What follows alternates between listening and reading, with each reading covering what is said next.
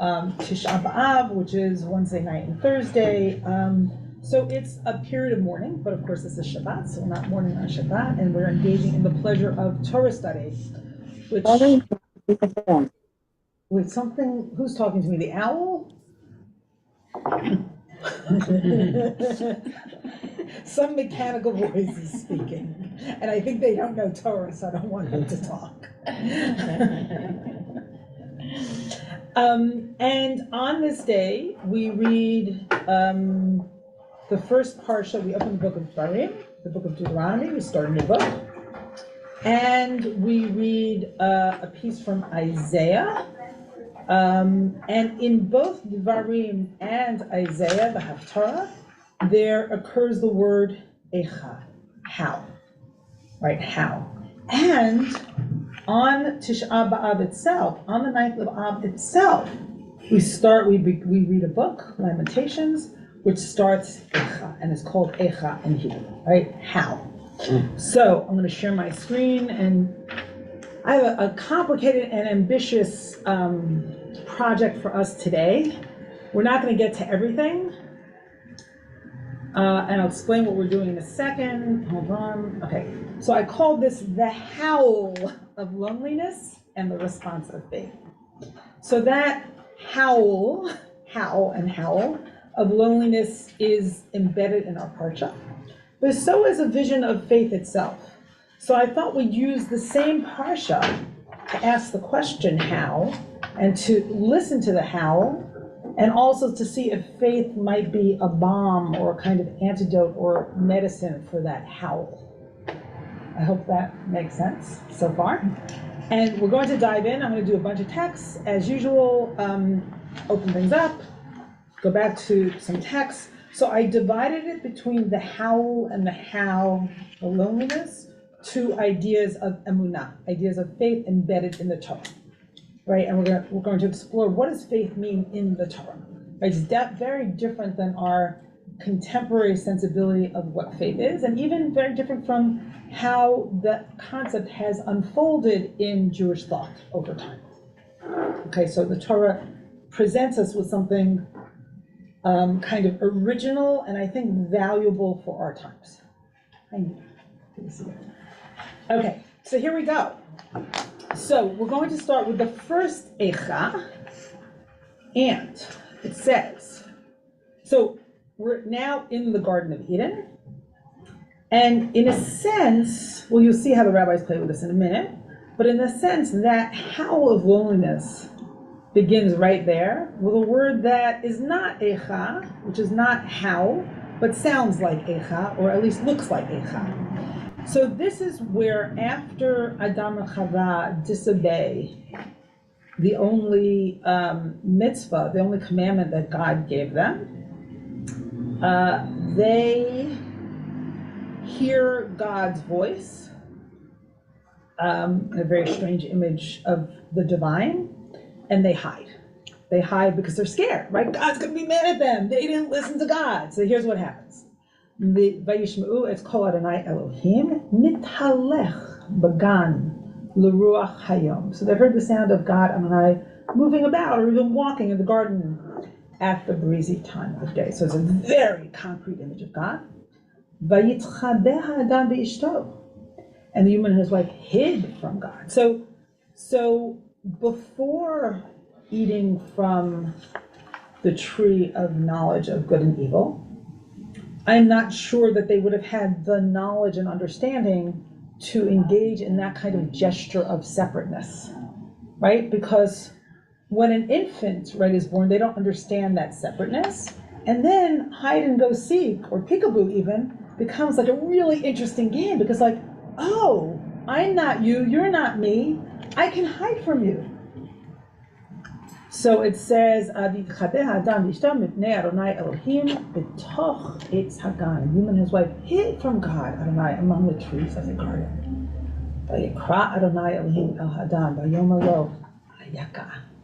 And God, Adonai, called out to the human and said to them, where are you? where are you? So, of course, everyone says, like, didn't God know where they were? Of course, God knew where they were. But it's more like the question of accountability, right? It's like, where are you? Like, what do you think? Like, where are you? Like, where are you that you could have done that? So, Jay, do you have a quick clarifying comment? You want to wait?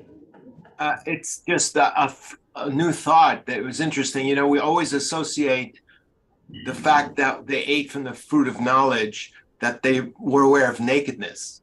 Could they have also been aware of separateness? Exactly. They're aware of their bodies, one could say. I think that's brilliant, Jay. Exactly. Yeah. Suddenly, they're aware of their nakedness, which means they're aware of their bodies, which means they're not merged with the divine. Right? And it's such a maternal kind of, reflection of maternal dynamics, mother and child, parent and child. Slushiness. What? Slushiness. Slushiness. Slushy. Yeah, mergedness. Right. Okay, so now, when I'm studying this morning, so it's always wonderful to study with my chavruta, my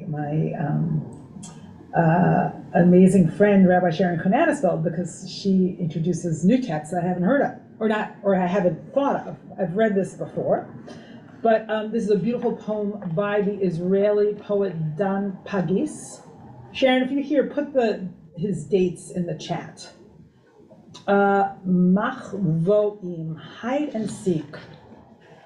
B'chatzer acharit b'olam, in the backyard of the world, which one can read here as the Garden of Eden. And sorry, I fixed all the punctuation and got screwed up all over again. So I'm sorry.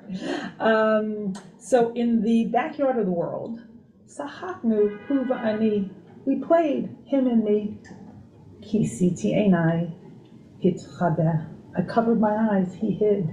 Achat, shtayim, shalosh, lo melefanai, lo me'acharai, lo bitochi. 1, 2, 3. No one in front of me, no one behind me, no one within me. Me'az ani mechapes kol kach harbe shanim. Since then I've been searching for so many years. Az ma im ani lo motzetcha. So what if I don't find you? Say, Clark, say, come out already. Ata ro'eh shenechnati. You can see that I've given up. You can see that I've surrendered. So this beautifully articulates that gap, that space between who God is and who we are. Right? Searching. No one's there. No one in front of me. Right? No one before me. No one within me. And I've been searching for so many years. I've given up. Come out already. And what a sweet and poignant sort of, pleading for contact with the divine. Okay. So now the rabbis themselves read this God's ayeka, which I cast as a kind of call of loneliness, right? Because Adam and Chava have sort of left that sense of being merged with God through disobedience and through the knowledge that they gain through eating from the fruit of the tree of knowledge. And when God says, like, where are you? Like, that's a sign that they're no longer merged and that there's some loneliness in that. And God will have to contend for the rest of the Torah with this disobedience. And what does disobedience mean? It means that they're not totally, right? They're not merged, right? Their ability to choose and do other than what God wants and God commands means they're separate beings. So here's how the rabbis connect ayeka. So everyone understands, just for the non-Hebrew speakers, ayeka, that word for where are you, uses the same letters than the word echa, how, right? How, that word that's embedded in the parsha, in the prophetic reading for today, and in the book that we read on the day, the 9th of Av, the day of grief, right, for all our national calamities. And for that hiding, our hiding, God's hiding, or for not being able to find each other. Okay, so now we are in source 3. I'm going to just read pieces of this. So this is an example of a petichta. A petichta takes a verse and goes from, so here this is Lamentations Rabbah. It will end with Lamentations, and it picks a verse far afield. So here it picks a verse from Hosea, and through an associative process of proof text, they will land us back in Lamentations. So it's kind of both technical and poetic, and sort of this incredible sort of, technique and ability, and there's real content to it. So I'm going to take us through parts of it. So Rabbi Abahu Patach. So Rabbi Abahu opens. Behema ke'adam avruvut. So, and they, to a person, or maybe like one person, transgress the covenant. This is all about transgression, right? And covenant, and transgressing the covenant. And we begin with Ze Adam Harishon. So this is the first person. This is Adam, right?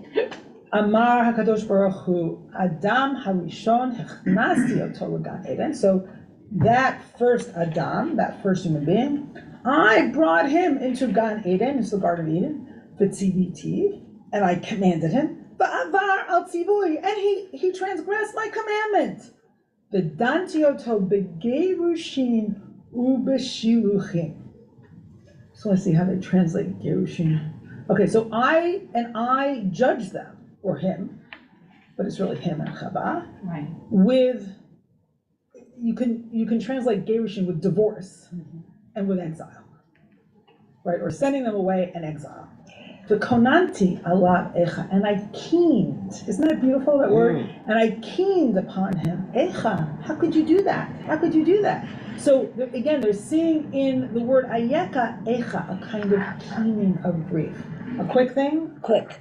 Yeah. Yeah, weren't they programmed to disobey or to have the choice of obeying or not? Not until they Not what? Not until they ate from the tree of knowledge.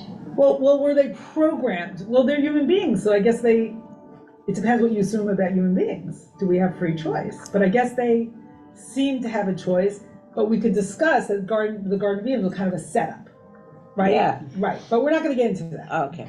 Okay, but All right. But yes, it's a fair question. The konanti alav echa, and now we're going to go through all kinds of proof texts. So I'm going to skip that, and those of you who want to read it, you can read it. Okay, and then we're going to go to. Okay, so then vayomer lo ayaka echa ketiv.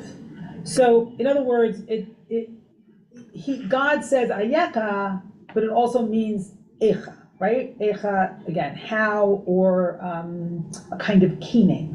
And then, Af banav hichnasti otam Eretz Yisrael. And Adam's children, I brought them into Eretz Yisrael. And here's a proof text from Jeremiah, Ba'avi Chanel Eretz HaKamel, it's the Tzivitim, and I commanded upon them, Tzavet B'nai Yisrael. And even there, they were brought into Israel, Avru al tzivui, and they transgressed my command. Shneimar, as it says in Daniel, V'chol Yisrael avru es Torah, and every person in Israel transgressed your Torah. V'danti otam begerushin, and I judged them with divorce. Shneimar, as it says in Hosea, Mi beiti agarshem. From my house, I will throw them out, or I will divorce them. In other words, from my temple, I'm throwing them out. V'danti otam b'shiluchim, and I judge them with exile, as it says, Shneimar in Jeremiah, Shalach me'al panai v'yetzu, and I will send them from my face, and they will go away. V'konanti alehem echa, and I keened upon them echa, yashva badad. How they sit lonely, right? How they sit lonely. This is the beginning of Lamentations, which we'll see in a minute.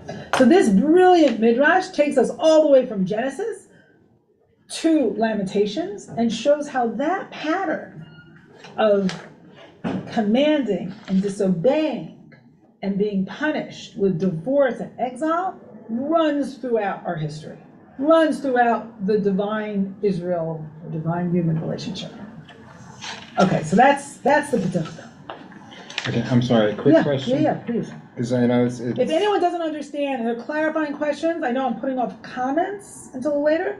If you don't understand, clarifying question, even if you think you're the only one who has that question, for sure you're not, and something I have said is not clear, raise your hand. but it's just has to do with my ignorance of Hebrew. But If it has to do with your ignorance of Hebrew, raise your hand. Go ahead. but in both places it's lo ayeka, and that lo I know is like the negative, the not. So Where is it lo ayeka? No, No, it's low, lower the low him. him. hmm? It's the other low. It's to him. Oh, okay. Again. Yeah, it's not lo lamet al. It's not no, Mm-hmm. it's to him. Right. Okay. Does that now make sense? Yep. You sure? Positive. Okay. All right. So now, of course, in the Bible, we're told, it's just this backdrop, Vayomar Adonai Elohim, lo tov heyot ha'adam lavo. It's not good for a person to be alone. It's not good for a human being to be alone. Eseh lo ezer kenegdo. I will make a fitting counterpart for him. And now we're going to go into Right, there's the upper wall. lots of loneliness. So, do you remember this moment in Numbers, which I'm sure I brought into one of our open books, because I love this passage, and you'll see why. I mean, I love it for a number of reasons, and hopefully you'll see why in a minute. So, they all want meat. I think this is a meat scene. And, it's another example of they're crying, and they're going crazy, and they're flipping out the people, and Moshe can't take it anymore. וישמע משה העם בוכה למשפחותיו איש בפתח אוהלו ויחר אף אדוני מאוד ובעיני משה רע. So Moses heard the people weeping, every clan apart, at the very entrance of each tent. And I was very angry. And in the eyes of Moses, it was bad. ויאמר משה אל אדוני, למה הראותה לעבדך, ולמה לא מצאתי חן בעיניך, לשום את מסע כל העם הזה עלי.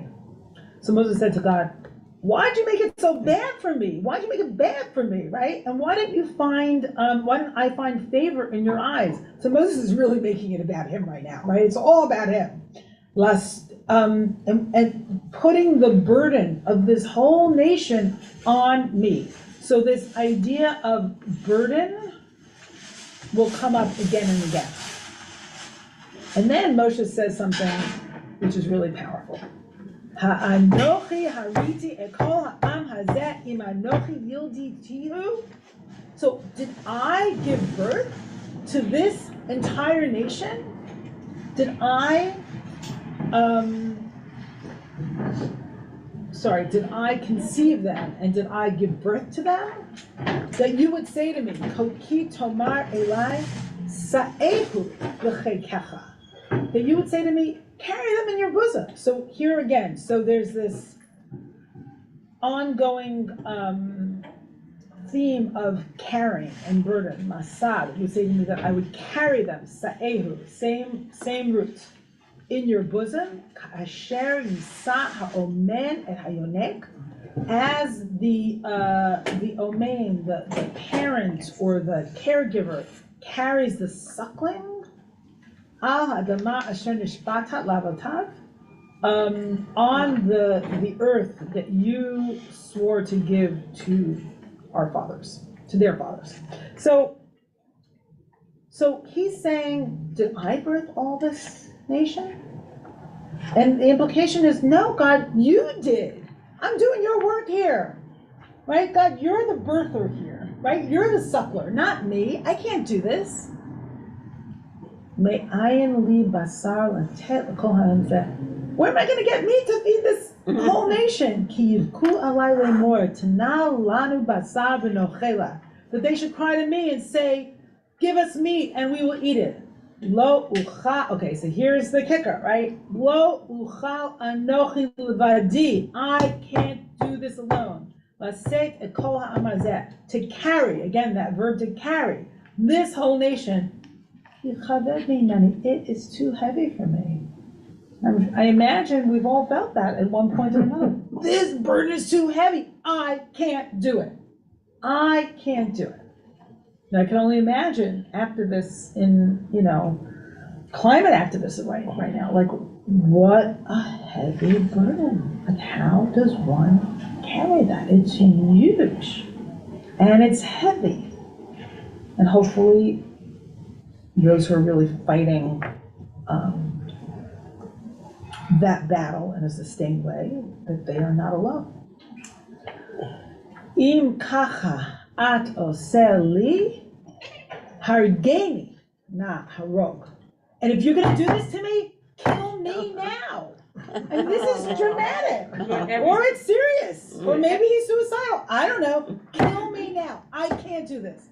Im matzatechem b'necha v'al er'eh b'ra'ati. What every Jewish mother says about their children. Kill me now. Kill me rather, I beg you, and let me see no more of my wretchedness. And what does God do? So God does something very beautiful. God hears Moshe's cry. God said to Moses, gather for me 70 of Israel's elders, ish miziknei Israel, the elders of Israel. Asher yadata ki hem ziknei ha'am, that you know that they are the elders of the nation. V'shotrav, and also the officers. V'lakachta otam el ohel moed, and take them to the tent of meeting. V'hityatzvu sham imcha, let them take their place there with you. And there is when Moshe shares the weight of God's prophecy and spirit with them, and they begin to prophesy. So it's, God says, oh, you can't do this alone? Okay, go do it with them. Right, and Yitro also shows up at one of those moments. You can't do this alone, Moshe. You need to delegate. Right? Any of us who've tried to do things without delegation know how painful that can be. And any of us who have tried to delegate know how painful that can be. Right? They're both really difficult. Okay. So now we're going to land on our Parsha, and I'm going to open it up in about 5 minutes. So here we are. We landed in Dvarim. Again, we're opening up a new book today.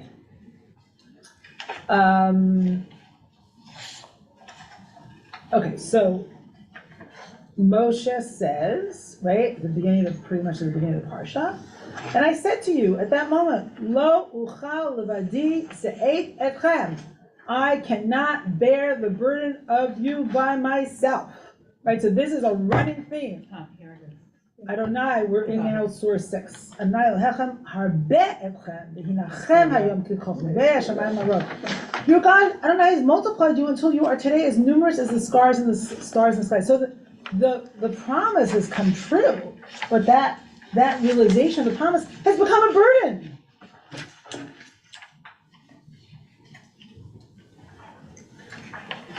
Adonai Elohei avotechem Yosef alechem kachem el pamim yivarech etchem kasher diber lachem. May Adonai, the God of your ancestors, increase your numbers 1,000-fold and bless you as promised. But then here, Echa, how? Esa levadi tarchachem umasa'achem v'rivchem. But how can I bear unaided or alone? Again, that word alone. The trouble of you, the burden. Again, that word burden. Umas'achem. Again, the burden, right? The weight of you. And the bickering. I can't do it. So now this is a retelling of the whole, it's echoing what happens with Yitro. Havu lachem anashim chachamim u'nevanim v'judim l'shivtechem v'asimem b'rashechem. Pick from each of your tribe candidates who are wise and serving experience, and I will appoint them as your heads. You answered me and said what you proposed to do is good. So it's a retelling of that Yitro moment. Okay, so now, more burdens. In Isaiah, in today's prophetic reading, God says, Chodshechem u'moadechem san'a nafshi hayu alai l'torach Nil 18 is so. Your new moons and fixed seasons filled me with loathing. They have become a burden to me. I cannot endure them. Why? Because your ritual gestures had become empty. And then, going down into Isaiah. Ashochan, do you feel like reading? Yeshayahu? Thank source you. 8? From verse 19. Yeah. Im tovu ushma'atem kuv haaretz tochelu. If you will relent and listen, you will eat the best of the land. Ve'im tima'anu umeritem herev te'ukelu kifi Adonai dibber. However, if you refuse and you rebel, you will be eaten by the sword, because the mouth of Yud-He Vav-He has spoken. Echa hayta lezona kiryan emana, leiti mishpat, tzedek yalin bah, ve'ata merasachim. How is it that a faithful city has become a harlot? I filled it with righteousness, okay, see what they say. That was filled with justice, where righteousness dwelt, but now murderers. Kaspech hayal sigim savech mahul bamayim. Your silver has turned to dross, your wine diluted with water. Sarayach sorerim, the havre ganavim, kulo ohev shohad verodev shalmonim. Yatom lo yishpoku, v'riv almana lo yavou alehem. Your rulers are rogues and cronies of thieves, everyone avid for graft, greedy for gifts. They do not judge the case of the orphan. Widow's cause never meet.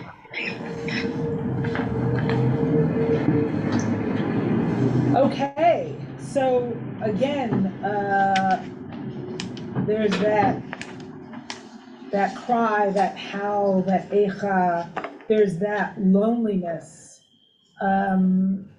There's, here at least, there's a kind of an adulteration, right? The city the faithful city has become a harlot.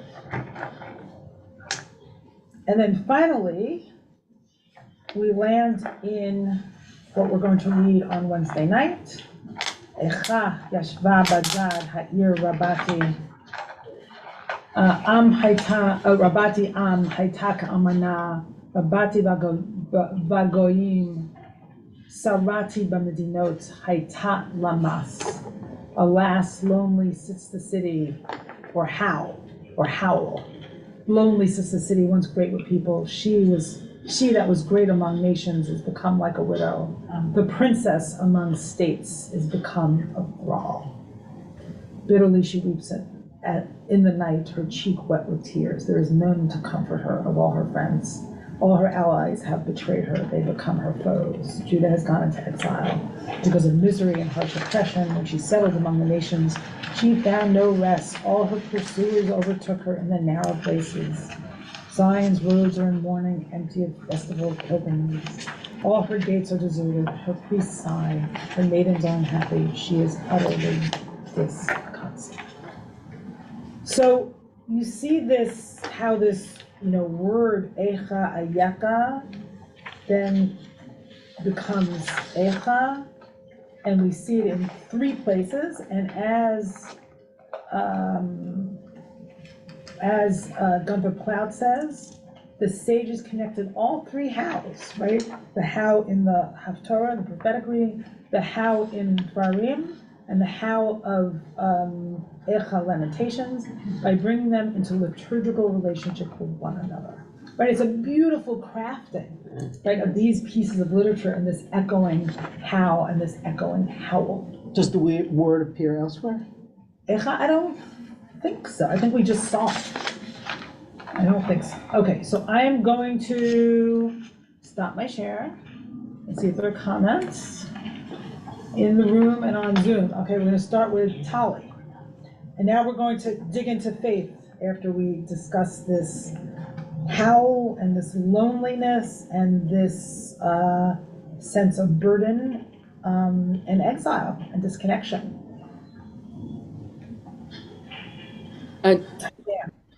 Yeah. Can you hear me? Kind of. Can you hear me now? I think so, yeah. Okay, I think it's, unless I have this wrong, but I'm wondering, and I just want to first say that as soon as you mentioned, I was right into Yitro, saying you had said that was a question. But what I was wondering, when God is asking,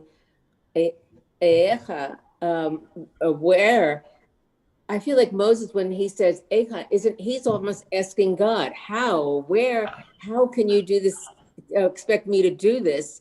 And it's God's asking that to Adam and Adam and Chava, and it's Moshe that's now asking to God. Absolutely, absolutely. So we go from God sort of confronting like human beings to Moshe confronting God. How did you do this to me? How? Right? Yes.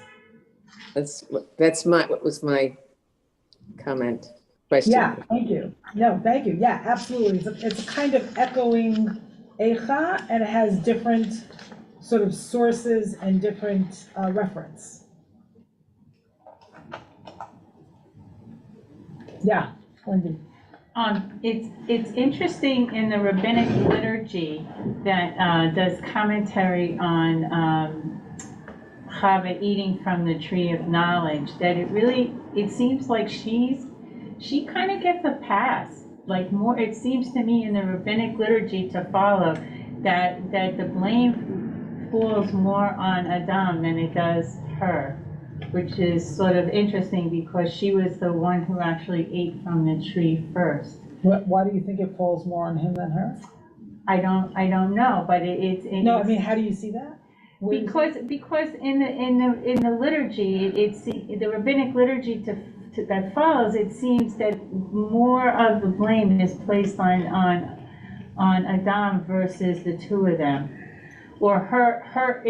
To me, the two, or in my opinion, it should be her solely, because she was the initiator to eat from the tree, and yet she kind of gets like a little bit of a pass on that. Yeah, I don't think she gets a pass at all. No. But either they say him or they say the both of them. They never refer to just Chava. I see what you're saying. They never refer to Chava alone, and yet she was the initiator. She's the weaker sex. And yet, you know, you see how hurt to anthropomorphize Hashem is by this, because it takes 10 generations until Noah, until Hashem is willing to make another relationship with someone. Yeah, nice. Just to Asher Chaim's point, you're right, it appears other places, but I don't know that it appears as a kind of howl in this way. That's what I haven't seen. But we'll have to, a little bit more investigation. We agree. Oh, good, I'm so glad we agree, okay. So actually Sharon points out, how echacha can I bear to see the disaster? So that's yeah, that definitely feels good, resonance. Thank you. Okay, David Kurtz says A in the chat. Okay, anyone else in the room or on Zoom?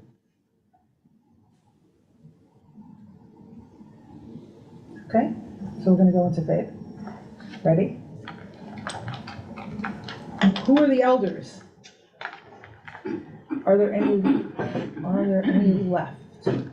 In which text are we talking about, David? Do you want to unmute and say? Yeah. In this text, I mean, God says to Moses, "Assemble the elders."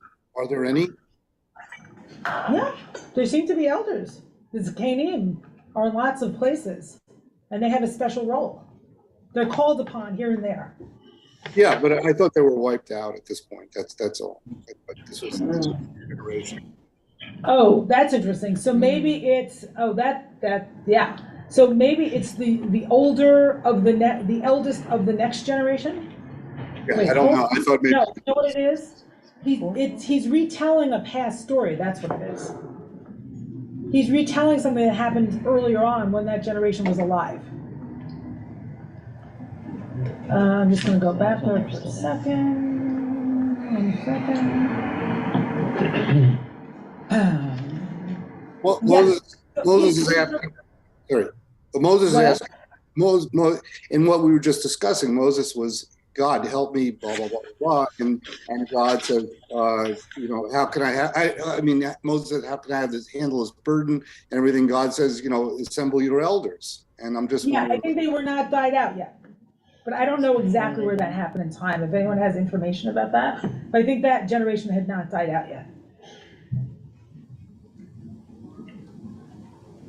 Yeah, Rabbi Dayan. Yeah. Yeah, just a question. On Passover, we're asked, to believe that we were there. We were there. Okay. And I don't know. Okay, whether in Tisha B'av, whether we're asked to imagine that we were there. Okay, for the destruction of the first temple, the second temple, and all the other calamities. And if not, why not? So,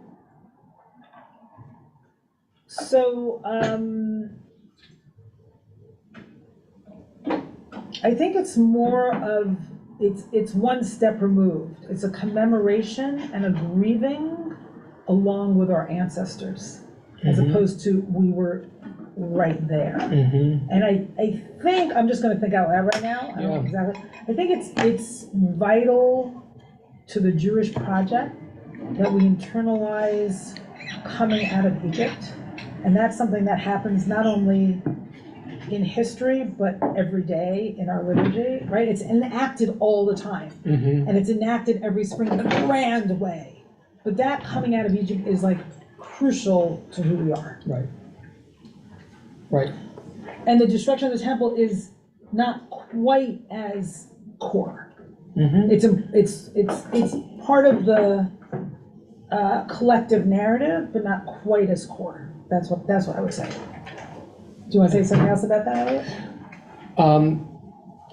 Only that, and this this may be my experience and not everyone's experience, but I would say it's not quite as core. It's not even close to being as core in terms of my experience. Okay, that the Passover is an essential holiday, and Tisha B'av, again, this is my experience, just doesn't have the same place. It's not. There's also the difference between a holiday that's mandated in the 5 books of Moses and a holiday that grows out from history.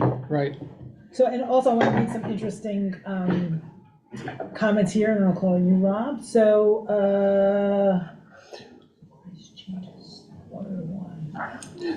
okay, I'm missing that, Helio, but okay, I'm not getting the connection. Okay, so Mark says, we're there from all the expulsions to the bombing in Argentina.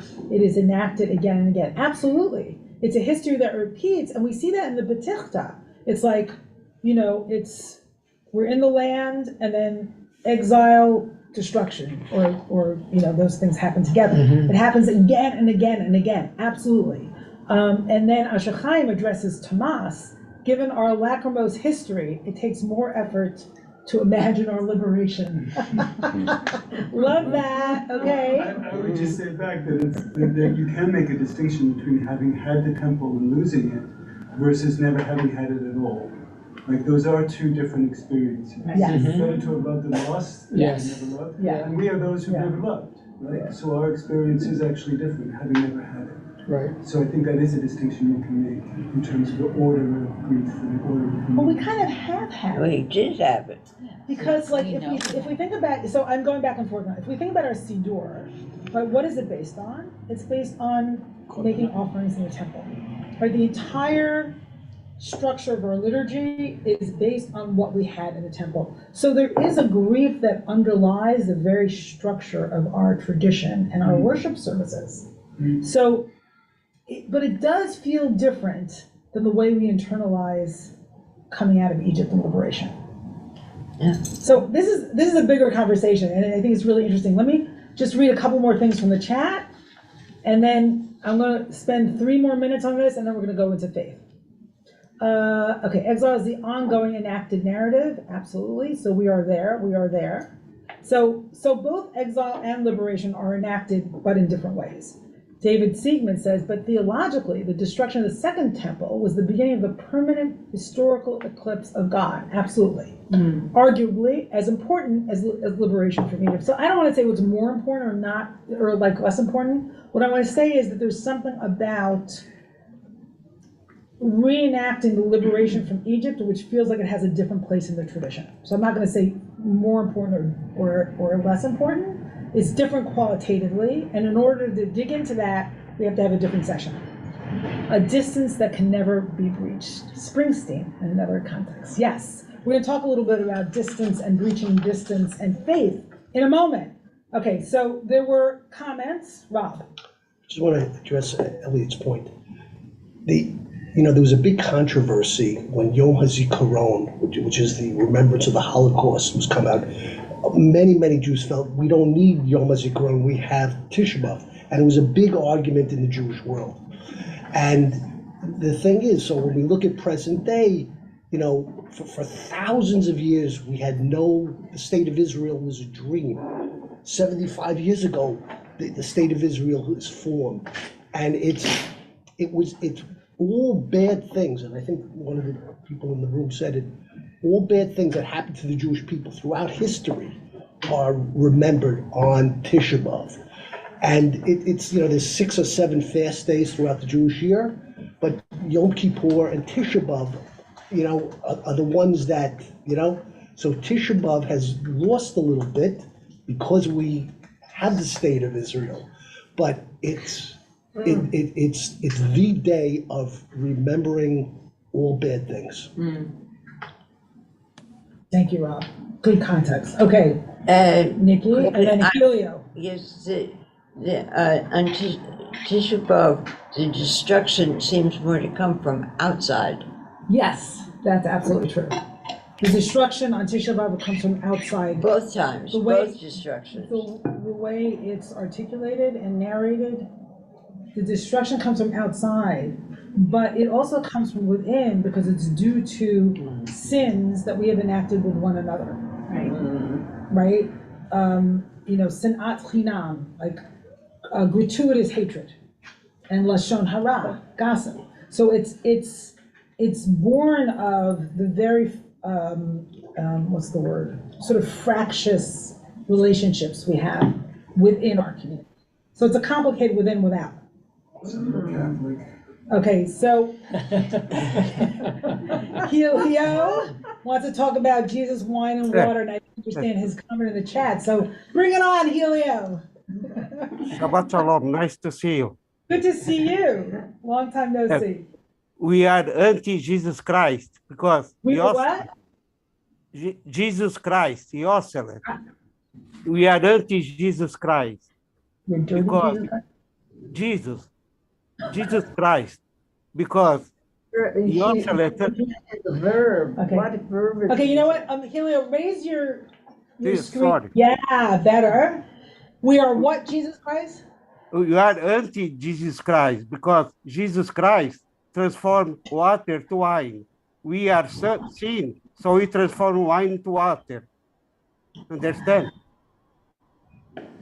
Okay, so Jesus transformed water to wine. Wine to water because we sin. Wine to water. Okay. Yeah. And we transform water to wine. Yeah, we are anti-Jesus Christ.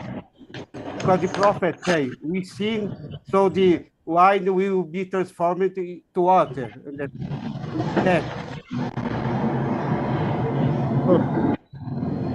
Is anyone? Maybe you can write it. Yeah. Oh, anti, okay. Exactly, anti, because the prophet say, we sin, so the water will be mixed with water. In the text. I mean, I think okay. St. Mark read Isaiah, like they were also reading this text, the apostles. And the apostles. Okay, can you repeat his comment so we understand it? I think he's noticing the transformation of wine being cut with water. Your rulers of roads in the passage from Isaiah. Yeah. And I so see. St. Mark, who was the one who recorded, or St. Matthew, who recorded Jesus' reported first miracle at the marriage in Cana. the most beautiful miracle of all, the most simple one, turning wine into water into wine. And so I think St. Mark was just reading Isaiah. And I see. Oh, interesting. So we're the opposite. Okay. Thank you. Thank you for that, literary association and religious association. Okay, so I see, anyone else in the room? Okay, Jay, quick, because I want to move on to faith. Yeah, this is about faith, so why don't you come back to me then? Okay, great. Okay, so notice in this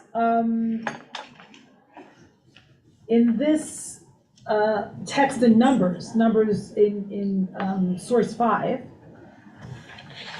right there, in a sense, there's a backwards or an inside-out image of faith.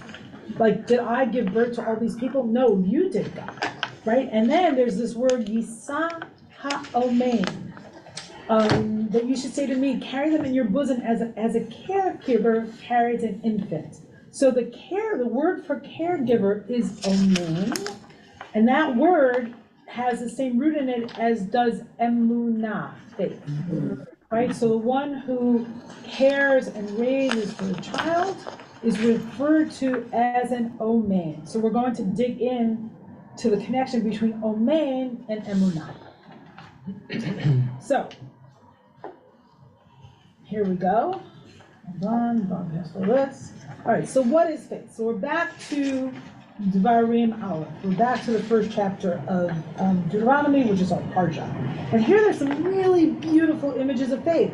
Asher Chaim, can I call you? אנה אנחנו עולים, אחינו הם עשו את לבבינו לאמור, עם גדול ורם ממנו, ערים גדולות ובשורות בשמיים, וגם בני ענקים ראינו שם. Where are you taking us? Our brothers melted our hearts and minds, saying, a huge, stronger than we are nation is there, with big cities that are well fortified and up to the heavens. We saw giants there.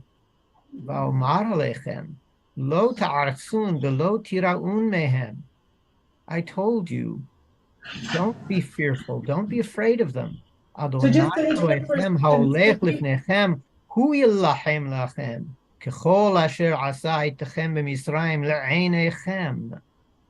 Yud-Heh-Vav-Heh, your God, who is walking before you, is the one who will fight for you on behalf of you, according to all that God has done with you from Egypt, in front of your very eyes. So let's stop for just 1 second, Asher Chaim. So this is a retelling of the spy story, right? And they say this, they say like, what kind of place are we going to? Our brothers have taken the heart out of us. Like, these are about the spies that come back with a negative story about the promised land, right? And Moshe is saying to them, what do you mean? Like, don't be afraid of them. No other than your God, Adonai, goes before you, will fight for you, just as God did for you in Egypt before your very eyes. And in fact, he uses the same language that Moshe uses before the Israelites cross the Red Sea, when they're losing heart, right? Don't lose heart. God will fight for you. God will provide for you. Okay, go on. Rabbi Dan, could you share your screen again before we keep going? Oh, I'm sorry. I'm looking at it, so I forgot that I wasn't sharing it. I apologize. Thank you.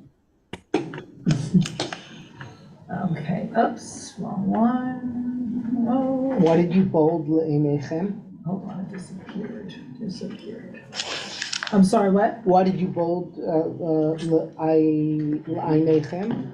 I bolded it because it's like you saw with your very eyes. Like, it's not an issue of belief as we use that word. You saw what happened. You saw that God sustained you. Thank you for asking. Your collective eyes, although those born in the wilderness hadn't seen it, of course. Right, but there's an assumption in Deuteronomy, or the rhetoric sort of repeatedly serves It's a matter of fact. to instill the experience of leaving Egypt and going to the wilderness into the present generation's minds and hearts. Right? This is about instilling, this is connected to Elliot's questions, like what happened is your experience even though you're the next generation. Okay, go on. And the commandment to see yourself personally involved. ובמדבר אשר ראית, אשר נשאך אדוני אלוהיך, כאשר יישא איש את בנו, בכל הדרך אשר הלכתם עד בואכם עד המקום הזה. And through the wilderness, where you saw how Yud-Heh-Vav-Heh, your God, carried you like a man carries his son throughout this whole journey that we've walked until you arrived at this place.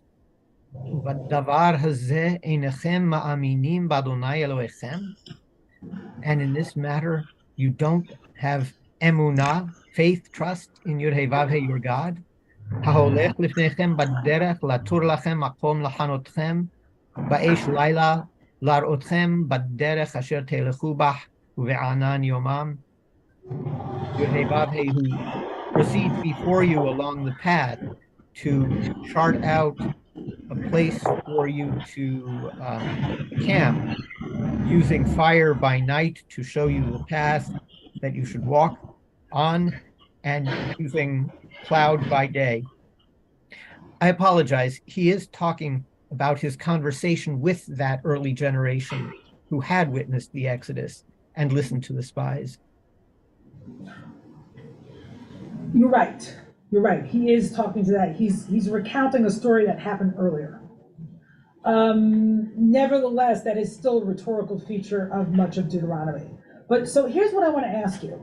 So here again is this verb ma'aminim in verse 32. Yet for all that you have no faith in your God. So given the images embedded in this very passage, what does faith mean? What does faith mean? What's the definition of faith here? So I want you to drop quick comments in the chat, just short phrases in the chat. And if you have a quick comment in the room. Elliot. Yeah. Trust in God. What? Believe and trust in God. I need more. That's a little vague. I need a little more. When you look at the passage, tell me what it means. Yeah, I think it's, trust that God will carry you. Trust that God will carry you. And I love what's coming up in the chat. Believe in what you witness. Remembering. Seeing is believing. This is experiential. This is none of that faith. Oh, I believe, I have faith in God, in this abstract God that we don't know is there. No! God carries you your entire life. You need to understand what you already know. It's a whole different understanding of faith. Okay, let's see what else. God have faith in human. Yo.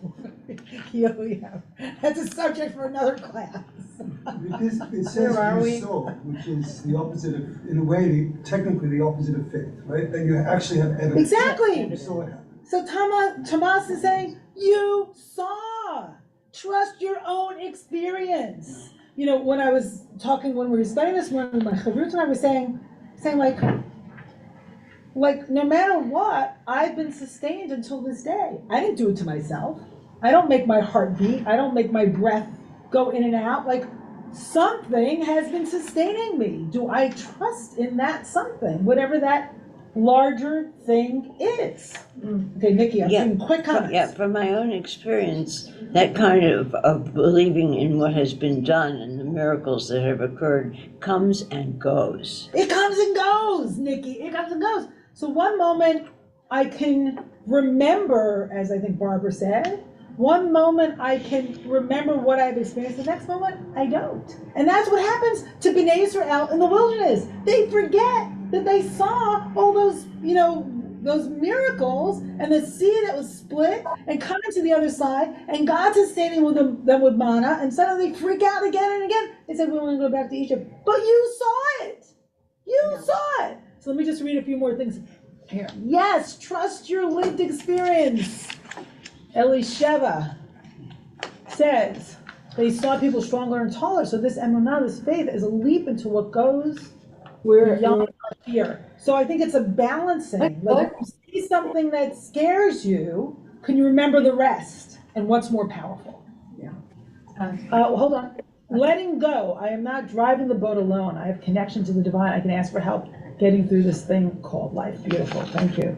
Okay, so Jay, and then Batya. This is kind of a meta comment. This is kind of a meta comment on faith that was suggested by the very first text with the Adam and Eve and the separateness. And I immediately jumped to, ironically, lo tov v'yot adam levado. It's not good for man to be alone. And then you have the text there, but you have it again in that context of a partner. And I'm wondering whether another way to look at this is also a connection, a reconnection with the transcendent as a way of not being alone. Say it again, or what? I'm sorry. A reconnection. If there's a separation that happens there with the apple, part of faith is an attempt to reconnect in order not to be alone. And it's not about necessarily a life partner, it's a connection with the transcendent. Yes, absolutely. And, I was, when Sharon and I were studying this, she brought up how interested that the task of the human being, as soon as they're born. Howard, can you get on the phone? Because it would like you. Can everyone mute? Eden, can you mute everybody? As soon as we're born, the umbilical cord is cut, and we're separate, and we have to seek out that nourishment from another.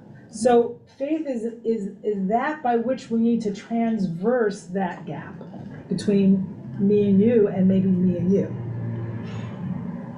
Okay, so, Bacha. Yeah, I think. So what occurred to me while reading this is the fact that I believe we have survived. And what a trip you're taking us on, from Adam and Eve to Lamentations. What a trip! What a trip! Lot to swallow. But what occurs to me is the reason we've survived, and before other nations have not, is because we write everything down, and we chastise ourselves, as if we're the only people in the world. This story of human beings, and forgetting, as again the Baal Shem Tov said, forgetfulness leads to exile, while remembrance is the source of redemption. Mm-hmm. So, as far as forgetting stuff. Beautiful. But it's a human thing. And Hashem knew, to begin with, that he was, what he or she had to do, to begin with, these people that came out of slavery and so on, made us really go down to the lowest level of slavery before we were able to climb up. Beautiful. Thank you. That's all. Okay, I'm going to read a few things in the chat. Dearly beloved, we are gathered here today to get through this thing called life. Yeah. Music quiz for David S. Jessica Chaviva Zivagar says that, which is Jessica. My friend Jessica. Okay. Oh, it's Prince. Lana Schneider. Prince. Okay, now. Sharon Dolan, doesn't the word religion itself mean reconnection? So some people think that the word religion means to rebind, religio, ligament, right? Okay. Sharon, interesting. I'm trying to explain the idea of a bomb to loneliness, not residing and finding another person. Beautiful. Okay, so a few more things on faith, and then we'll have to close because I have to go to services. Okay. Okay, so here's this. Okay, here's this beautiful letter, which I've taught before, and somehow I feel like this is something that also Asher Chaim and I have sort of talked about, this letter.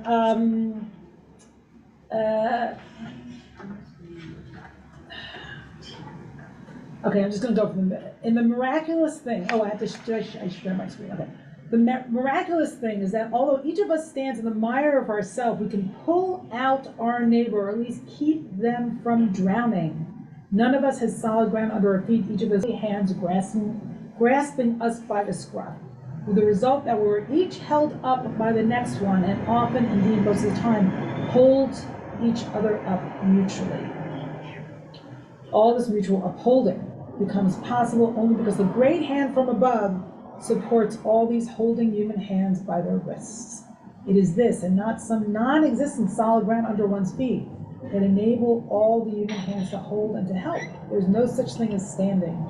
There's only being held up. So what a beautiful image in resonance with, the image in our in Dvarim about, Adonai carried you as a householder carries their child all the way that you traveled until you came to this. Like, we're holding each other up, right? And we wouldn't be up if we weren't holding.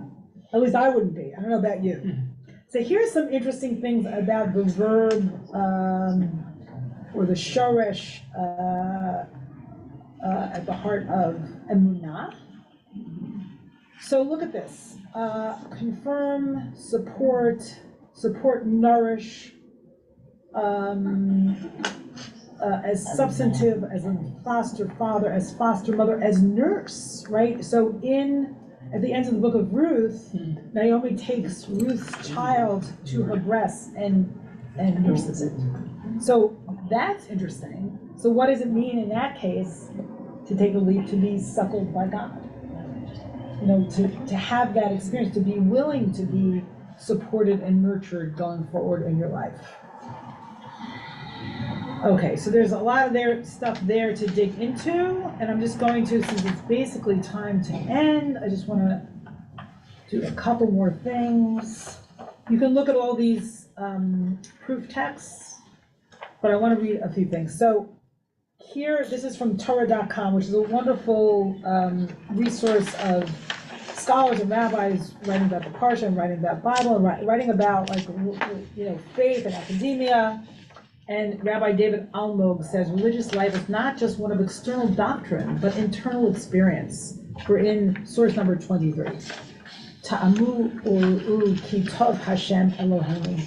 Taste and see that Hashem, our God, is good. This is a verse from Psalms, and the Malbim interprets taste and sight literally as the senses that engage our experience of pleasure and personal benefit. He writes that our experience of God's salvation brings us sweetness, benefit, and goodness. Malbim here bases an important theological principle, namely God's goodness, upon personal experience rather than an external set of ideals. Okay, and one more thing. So I found this in my casting about. I was doing research on this Parsha. So lyrics here by Robert Hunter, Blues for Allah, and music by Jerry Garcia. Let's see with our hearts these things our eyes have seen, and know the truth must still lie somewhere in between, which really feels like encapsulates what we've been studying today. What we've been studying today is like, can we feel what we've seen? Can we trust what we've seen? Can we remember, right, in a way that really is carried in our hearts? It reminds me of what with Bil'am's donkey, the non-Israelite prophet's donkey says to Bil'am, when Bil'am starts kicking the donkey, like, we've been in a relationship for a lot of years. Have I ever crushed your foot before? Bil'am says no, and the angel appears, right? Do you trust, right, what you know, either about relationship or relationship, as Jay was saying, to the transcendent, a relationship to what sustains us just simply because we're alive and we've been sustained by that our whole entire lives. So what I wanted to present to you today is like the howl in Dvarim, the howl in the Torah, right? That sort of, resonating through the Torah in the most painful way. And sort of the antidote is all in one parsha, which is the antidote of faith. And I don't think that faith makes anything go away. It doesn't make the howl go away. But sometimes there's a kind of call and response, or who was saying, Batya or Nikki, the remembering, the forgetting, right? The being exiled, the being in exile, and being at home. So I want to bless all of us as we, experience the Shabbat Chazon, the Shabbat of vision and prophecy, and actually heralding, destruction. That even in the midst of our grief, we can feel a sense of home and memory and balm and comfort. And also that we have the ability on Tisha B'Av of like joining our people and feeling that collective grief, that we're not unitary, we're not atomized, we're part of a people, we're part of a history. And can we belong enough to actually feel that grief? With that I say, Shabbat Shalom. Shabbat Shalom. We have some wonderful treat later in services, so join. Absolutely. A surprise.